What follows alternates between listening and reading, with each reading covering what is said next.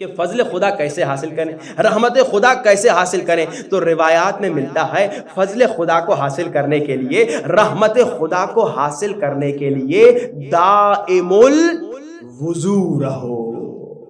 اب آپ کہیں گے مولانا 7 دن تک ہمیں چلاتے آئے اور آخر میں صرف وضو بتا دیا، یہ تو ہم روزانہ کرتے ہیں۔ ایک صاحب تھے بیچارے طالب علم، ان کا گھر دریا کی دوسری سائڈ پہ تھا اور کلاس دریا کی دوسری سائڈ پہ تھی، تو جناب وہ ہمیشہ لیٹ آتے تھے، کشتی جناب کبھی آئی جلدی کبھی دیر میں۔ استاد نے پوچھا بھائی کیوں بھائی اتنا کبھی جلدی آتے ہو کبھی لیٹ آتے ہو؟ کہا وہ کشتی کا انتظار ہے، دریا پار کر کے آنا ہوتا ہے۔ تو استاد نے ایک تعویذ لکھے دے دیا، استاد نے تعویذ دیا، کہا یہ تعویذ رکھو جیب میں اور دریا پہ زمین کی طرح چلتے ہوئے آؤ۔ اور جناب چلتے آیا، ایک دن اس نے کہا یہ دیکھوں تو صحیح یہ تعویذ ہے کیا؟ جب اس نے تعویذ دیکھا تو لکھا ہوا تھا بسم اللہ الرحمن الرحیم۔ کہا ارے بس بسم اللہ الرحمن الرحیم، بس یہ بس بسم اللہ کہا اور وہیں ڈوبنے لگا۔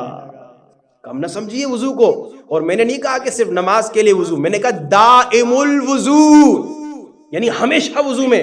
آج کی ریسرچ بتاتی ہے کہ جو انسان ہمیشہ وضو کرتا ہے وہ ہارٹ اٹیک اور پیرالائز کی بیماری سے بچتا ہے۔ آپ جا کے ریسرچ دیکھ لیجئے بھائی، پیرالائز سے بچیں گے، ہارٹ اٹیک سے بچیں گے۔ اور حدیث سنیے، اللہ فرماتا ہے حدیث قدسی میں، اللہ کہتا ہے اے انسان جب تمہارا وضو ٹوٹتا ہے اگر تو وضو نہ کرے تو اے انسان گویا تو عمل سے مجھ سے جفا کر رہا ہے۔ اب غور سے سنیے وضو کا فائدہ ہے جسے ہم بس وضو کہہ رہے ہیں۔ ہاں اے انسان تیرا وضو ٹوٹ گیا، اب اگر تو نے وضو نہیں کیا تو نے مجھ سے جفا کی، چلو ٹھیک ہے میں نے وضو کر لیا۔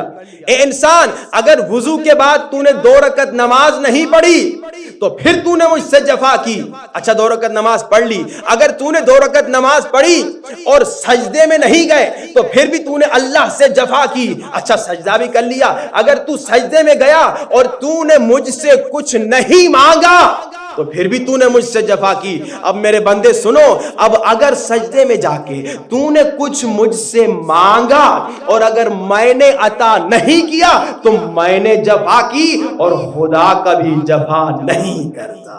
یعنی ہر دفعہ آپ کا وضو ٹوٹا ایک حاجت پوری۔ اچھا آپ کہیں گے مولانا یہ تو آپ مولوی حضرات نمازیں پڑھتے رہیے، ہم کہاں جب وضو ٹوٹا نماز پڑھیں؟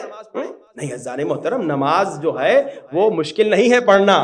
کون سی؟ مستحب والی۔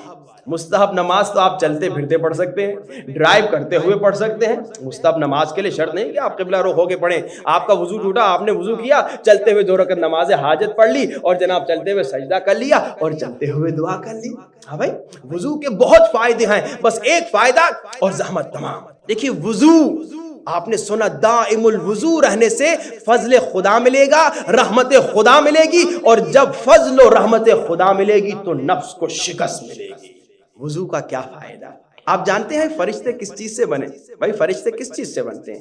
جب آپ خلوص کے ساتھ صحیح وضو کرتے ہیں اور آپ کا وضو قبول بھی ہوتا ہے، کیونکہ 2 باتیں ہیں، ایک وضو صحیح ہونا، ایک وضو کا قبول ہونا۔ بھائی قبول ہونا کیا مطلب؟ یعنی جب آپ وضو کرتے ہیں، جب آپ ہاتھ میں پانی لیتے ہیں وضو کے لیے تو آپ کہیں یعنی وضو کا قبول ہونا، یعنی یہ آپ ہاتھ میں پانی لے رہے ہیں اور آپ کہتے ہیں میرے اللہ میں نے اس ہاتھ سے نہ جانے کتنے گناہ کیے ہیں، میرے اللہ میں وضو کر رہا ہوں، اس ہاتھ کی ظاہری غلاظت سے پانی سے ہٹ رہی ہے لیکن وضو سے تو اس کی باطنی غلاظت بھی ہٹا دے، وضو سے تو اس کے گناہ بھی ہٹا دے۔ جب چہرے پہ پانی ڈالتے ہو دیکھو بولو میرے اللہ جو آنکھوں سے میں نے گناہ کیے ہیں، جب کلی کرتے ہو میرے اللہ جو زبان سے میں نے گناہ کیے ان کو معاف کر دے، جب سر کا مسح کرتے ہو، جب پاؤں کا مسح کرتے ہو بولو میرے اللہ میں سر سے پاؤں تک گناہوں میں ڈوبا ہوا ہوں۔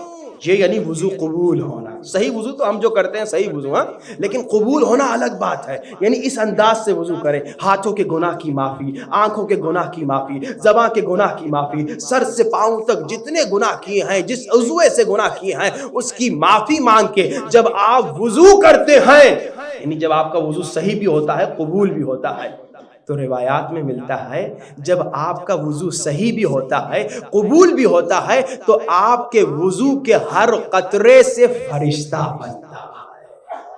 فائدہ دیکھیے وضو کا کتنا، ہاں بھائی، کہ بھائی ہارٹ اٹیک سے بھی بچے، پیرالائز سے بھی بچے، ہر دفعے وضو کیا ایک حاجت بھی پوری ہو، اور ہر دفعے آپ وضو کر رہے ہیں ہر قطرے سے فرشتہ بن رہا ہے جو قبر و قیامت میں آپ کا مددگار۔